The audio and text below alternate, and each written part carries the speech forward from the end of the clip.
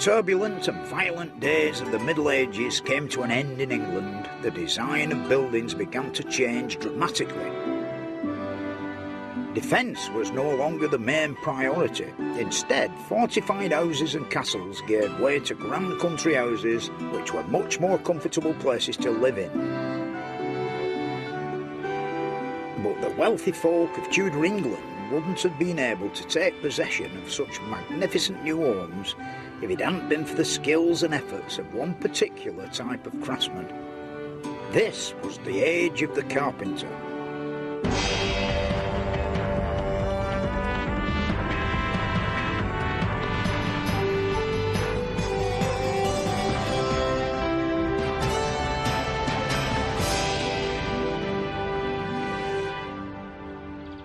Changes that turned an Englishman's castle into his home didn't happen overnight. It was a very gradual process that began back in the Middle Ages. In Stokesay Castle in Shropshire we see the first stages of these changes. It's England's oldest moated and fortified manor house, and it has hardly altered since the time it was built in the late 13th century. It was built by a wealthy wool merchant called Lawrence of Ludlow, and what he desired were a comfortable mansion or house for his wife and children and himself. The thing is that it also had to have a degree of fortification. The house he built took advantage of the newly established peace on the Welsh border. Its fortifications were a bit of a status symbol, and they wouldn't have been able to resist a real attack. What they did was to provide the sort of security a wealthy family like the Ludlows would have needed against burglars or unruly mobs. Their money had come from the wool trade, and Lawrence of Ludlow built up the business to become the wealthiest wool merchant in England. It was a very profitable business to be in, and merchants like this were the new rich of the day. This was reflected in the sort of house he was able to have built. Until this time, merchants had lived in houses in town. Only the landed gentry could have afforded something on this scale. In the centre here, this is the house proper, which of course is built out of local stone with like mud stone inserts, which you can see have rather suffered a bit where it's all crumbling. And over there, behind the flower beds, is the curtain wall, which, of course, years ago would have been a great deal higher, giving, in this courtyard here, a greater sense of security and enclosure. The North Tower is the oldest part of all the lot of the place. Of course, you can see in these rooms, they really built more for defence than comfort. I mean, with the long, thin windows or arrow loops, not found anywhere else in the wall manor. You know, the other parts have got nice big windows, and it don't really do anything now other than serve as a home for the swallows. It's all very different when you get up here on the second floor. All the walls are timber framed and filled in with lath and plaster. It must have been a very important room, you know, for the family. And of course, if you had any friends round, there's wonderful views of all the countryside out through these lovely windows. But I rather think that when this bit was stuck on top of here, you know, there were more peaceful times. These walls on the top floor actually project out over the stone walls below. It's a building technique known as jettying, and it was developed during the 14th and 15th centuries. Yeah, this little drawing I've done is to try and explain the principles of jetting out, you know, like hanging over or making the bedroom a bit bigger. This vertical timber here and this one and that one, the actual outside walls of the lower chamber. When they put the floor joists on, there could be as much as 2 to 3 feet of an overhang, which of course in the case of both sides of a room made the room 6 foot bigger, you know, which were quite a saving in a way. And then to compensate for this overhang, they made these rather nice little brackets, which of course help support the floor above. Jettying will become very common in timber frame buildings of the later Middle Ages. But this North Tower at Stokesay is a very early example of the technique. where they actually built the jetted wooden structure on top of the existing stone tower. Yeah. Up here you can see what this jetting out business is all about. The actual horizontal ones, like this one and that one there, are the actual floor joists, which are supported by these props and these bracing pieces. Bracing pieces are mortise and tenon and pinned across with wooden pins. And these here props here are resting on these stone corbels, which give it support. But they also, the support for these here pieces at 45 degrees are all sorts of handles actually. In a way, it's a very clever way of pinching another room above that's maybe as much as 8 or 9 feet bigger than the room below where the stone wall's out. The timbers they used for this had to be pretty substantial, and I followed their example when I built this. I've always been interested in carpentry on a large scale. I once had a friend who started life off as a joiner and ended up as a fiddle player in the alley orchestra. And he was a bit like me. He was a frustrated steeplejack and also had a great interest in coal mining. And we promised ourselves in the pub when we'd had a pint or two that one day we would build a wooden pit headgear. They're quite ornate to me. I quite like it. In the olden days, they had a bit of style about it, all these fancy ends on the woodwork. Poor Kenneth, alas, he didn't live long enough to see it finished, but I just kept making a bit here and there, and then eventually I bolted all the bits together. Very much the same way that they would have done it back in the Middle Ages. Really, it's not everybody in a residential area who's got a pit headgear in the back garden. But to me, it's rather an handsome piece of carpentry. Stokesay is full of timber work on a grand scale like this, especially in the Great Hall. As you can imagine by its size, this room was the most important in the wall of the manor house. The feeling of greater space, which is brought on by the great massive roof and the roof trusses, which at the time of their erection would have been leading-edge timber technology. Everybody was striving to span the greatest distances with arches made of wood. The crook beam was the answer, and Stokesay has a very early example of a crook roof. This little drawing I've done here, it shows like the basic principles of the crook beam roof construction. And basically it's 2 bent trees, and they must have had a man going around all day looking for bent trees. There's a bent tree, and that is roughly the shape of one of these great beams. They just lean one on the other, and in very few basic joints, nearly all are flat joints, and of course, you know, plenty of oak pegs to hold it all together. And then, of course, this collar or beam across the horizontal beam across the top would give it even more stability and, you know, and stop it like collapsing inwardly. And then that were braced by rather small internal bracing pieces and various bits shoved in anywhere really that would give it a bit of support. We can see how a roof like this is made because all the woodwork in this 14th century barn at Pilton near Glastonbury was destroyed by fire, and a new crook beam roof very similar to the one at Stokesay is being made for it. It's all being done at a workshop in Berkshire where they specialise in historically accurate timber frame constructions. I came here to find out how you go about constructing a crook beam roof from the owner, Peter McCarty. Back in these times, would it all have been done on floor like this? Yeah, they certainly would have done it on a floor or in a framing yard. Yeah. There are documentary references to the term framing yard. I think the important thing is that it would have been done, as we're doing it, as a sort of prefabricated manufacturing operation.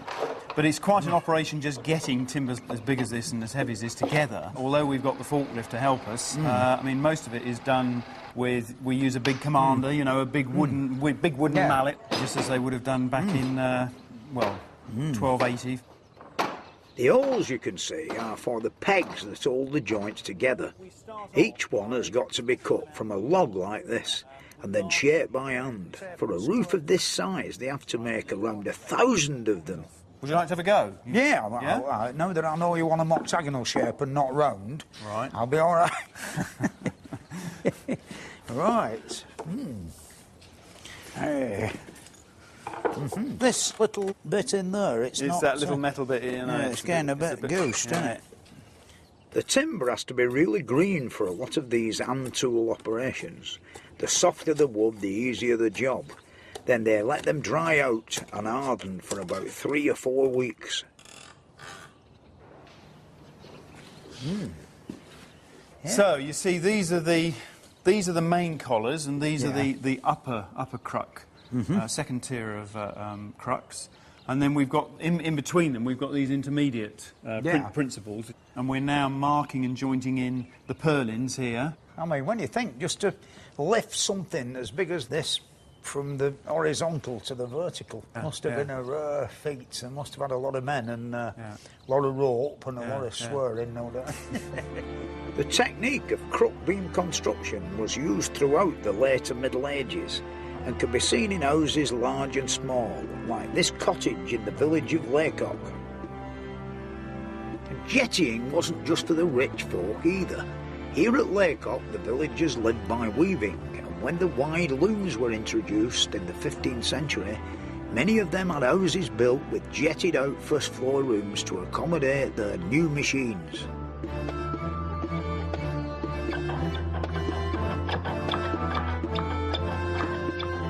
It was the age of the carpenter, a time when the craft of working in wood reached its peak. Master carpenters began to develop specialised jointing techniques and make big advances in the mechanics of how a timber building was put together. By the time of the Tudors, they had found ways of spanning wide spaces with massive timber roof trusses. Timber was the main construction material, and the carpenters who built these places were the great engineers of the day.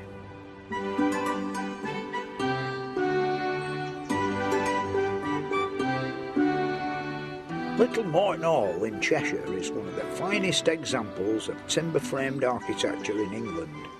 It's typical of the early Tudor age, and again a moat wasn't really designed to keep out the enemy, more to impress the neighbours.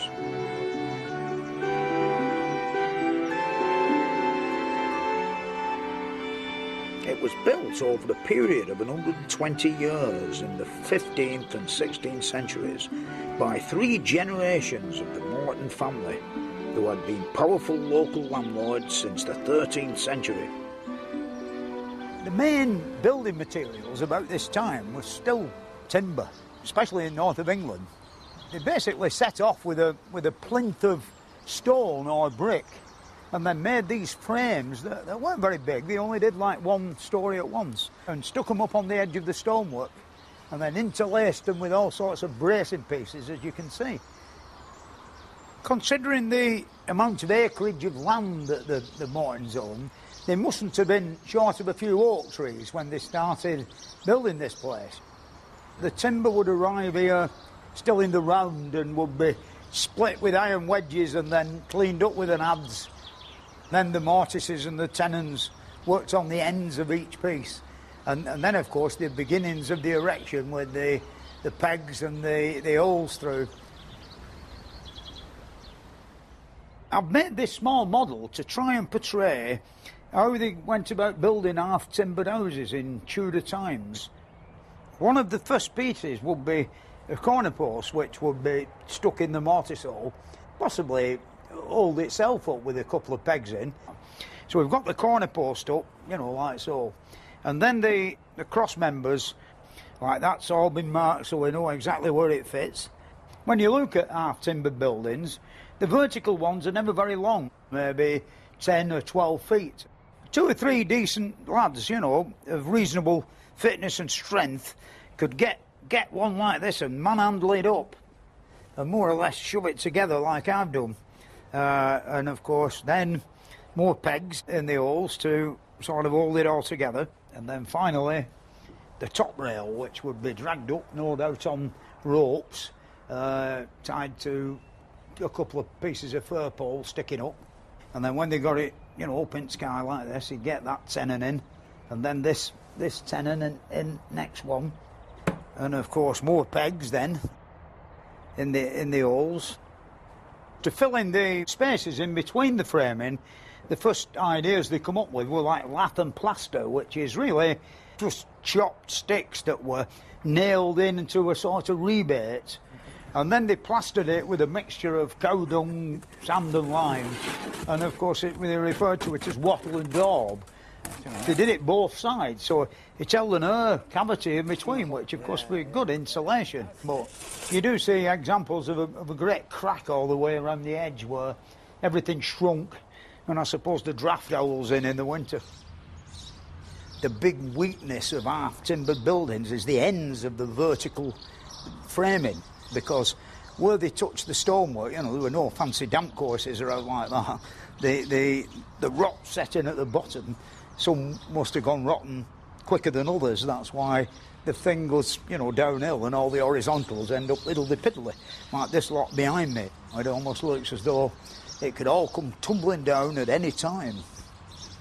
Here's rather a grand example that shows why, like, the buildings all settle down. This vertical post once stood on the top of this kneeling stone, and now of course it's gone a bit haywire and it's obviously suffering from pressure that's coming from above. Over the years, as the building developed, it became sort of an hodgepodge of buildings all around this central courtyard. The oldest parts are the Great Hall and the East Wing over here, which have changed very little since the modernisation scheme in the 16th century, when these rather wonderful bay windows were added. The man who did the job, Richard Dale, left his mark behind here on this window frame. It says, "Richard Dale, carpenter, made this window by the grace of God." It's like an early bit of advertising for window frame making.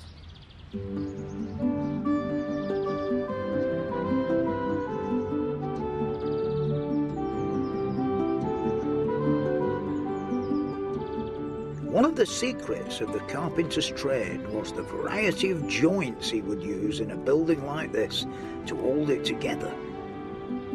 Really, the mortise and tenon joint in one form or another is the main joint in an half-timber building, you see. All these cross members have a tenon on each end. This is the tenon, and that's the mortise hole. And when you knock the wedges in there, it opens up the tenon to get a really good grip, which would be sort of used on the corners, as you might say.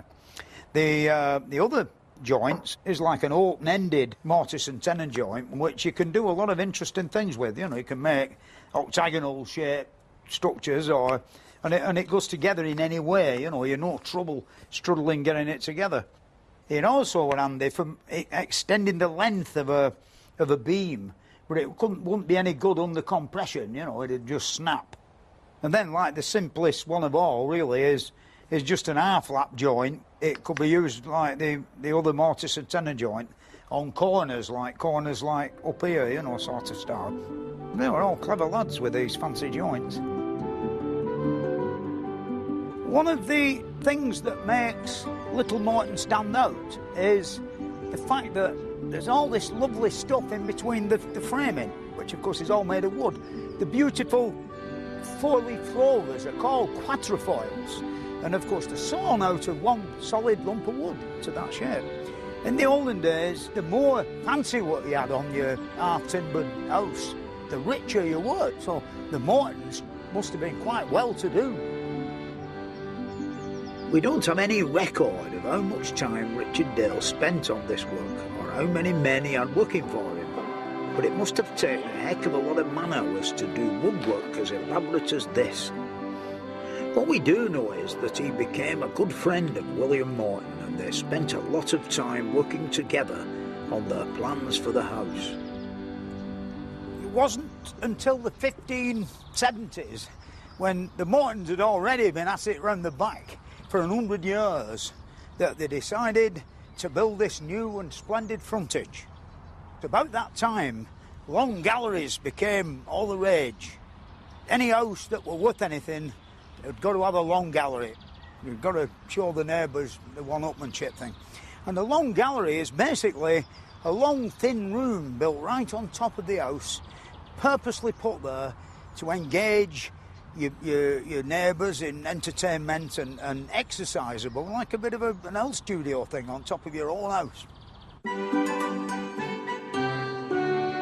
It would never have had a lot of furniture. It was used for recreation. When it was raining hard outside, the Elizabethan ladies would walk from one end to the other all afternoon, no doubt chatting.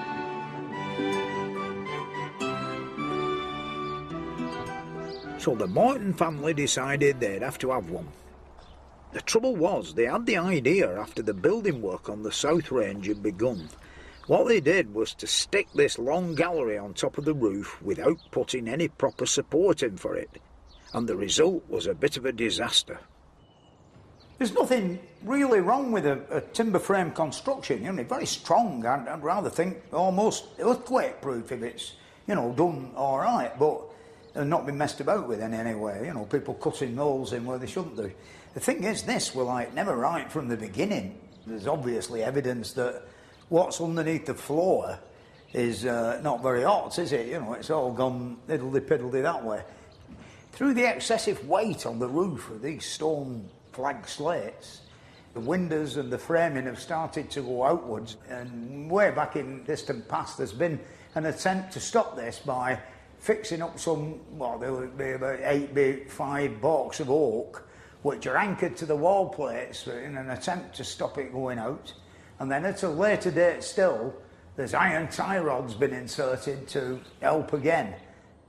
Just recently, the National Trust have done some pretty important engineering to make sure the long gallery doesn't go any more out of shape. And here is Jeremy Milne, who's one of the team who were partially responsible for the construction and the installation of this great iron frame, and he's going to tell us all about it. Isn't that right, Jeremy? Perfectly true. Well, the Trust about 10 years ago was faced with a rather alarming report from our structural engineers, and we were not allowed to take more than 10 people up into the long gallery at once, or the thing might have collapsed into the moat. And the prescription that he came up with was to introduce a steel lattice system in underneath these appentis roofs, this triangular-shaped element of roof underneath the windows of the long gallery, which you can't see, and they support the posts of the long gallery itself, which have this tendency to buckle under the considerable weight of the roof. I don't think anybody's ever tried to measure the weight of the roof, but it's always been said that the gritstone slabs on it equate to about 10 double-decker buses. That's true. People don't realise until they've actually picked one up, do they, how heavy them flag slates are, really, very heavy. And the amazing thing is, the whole weight of all the structure, the roof and all the timber framing and all the floors is all resting on the masonry at the bottom. And the many repairs that have been done over the centuries to the timber work at the bottom, not one iron dowel has been found, you know, it's just resting there, like a doll's house, you know, bang. What I like about it is the way that all that lovely timber work is all on show. But why don't we have more half-timber buildings like this? Well, they might be good to look at, but you talk to anybody who's tried to live in one through a British winter, and they'll tell you that they're pretty cold and drafty. By the end of Queen Elizabeth's reign, around 1600, more new houses were being built of brick. It was warmer, drier, altogether more comfortable to live in. So if you'd got any money and you lived in a medieval timber-framed house, you'd either build a new house or modernise your existing one by encasing the earlier timber frame in brick. Harvington Hall near Kidderminster is a good example of this. When you step inside, it doesn't look a lot different than Little Morton Hall. You know, it's a great timber frame, but there's one difference for a start, the fact that instead of having wattle and daub in between the framing, they're actually bricks. When you stand outside, you'd think the whole thing were a brick building, but it isn't. It's only a non-mould bearing skin that's on the outside. The weight of the building still taken with the great frames and all these wonderful dovetail iron plates stop it all spreading out. So whether it was built with brick like Arvington or lath and plaster infill like Little Morton, the timber frame was still the main method of construction. The Elizabethan rebuilding of Arvington that gives it its present appearance was carried out in the 1580s by Humphrey Polkington. Polkington was a leading Catholic at a time when practising the Catholic faith was against the law. In the late 1500s and early 1600s, it was high treason for a Catholic priest to be in England. Keeping one undercover was punishable by death by public torture.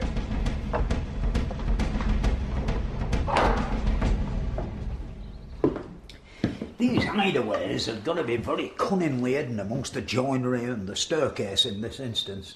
You've got to be able to get in these things pretty fast and get yourself comfortable in this wonderful hideaway. I'll have a do at getting in a bit quick. They're coming.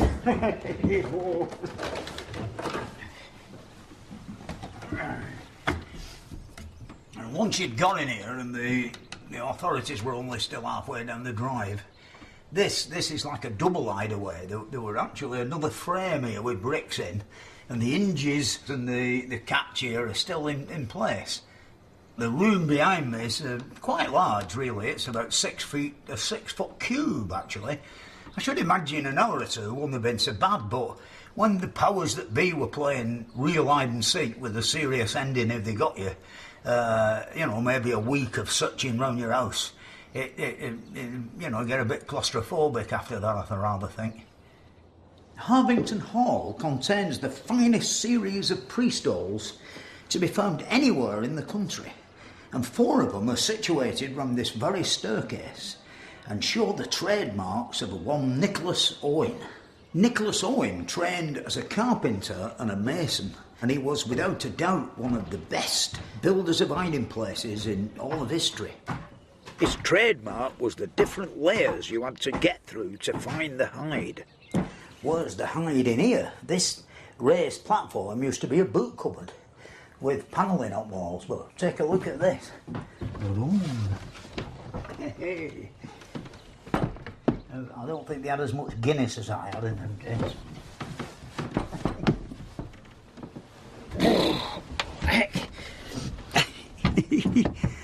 This is actually a triple hideaway.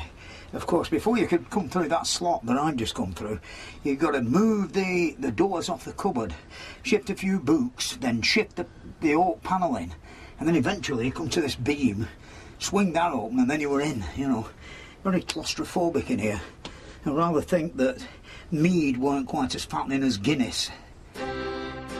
Owen was eventually captured and he died under torture in the tower, but no priest was ever found hiding here, and that's why the priest halls have remained intact. Yet another tribute to the skills of the carpenter.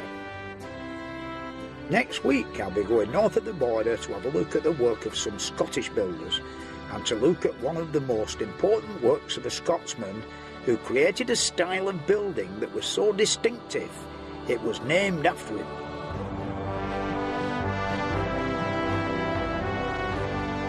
If you'd like to find out more about the building of Britain, then why not visit the website at bbc.co.uk/history. If you like what you see, hit that like button. You can subscribe to us here on YouTube. You can tweet us at HomeEd101 or visit our website homeed.net.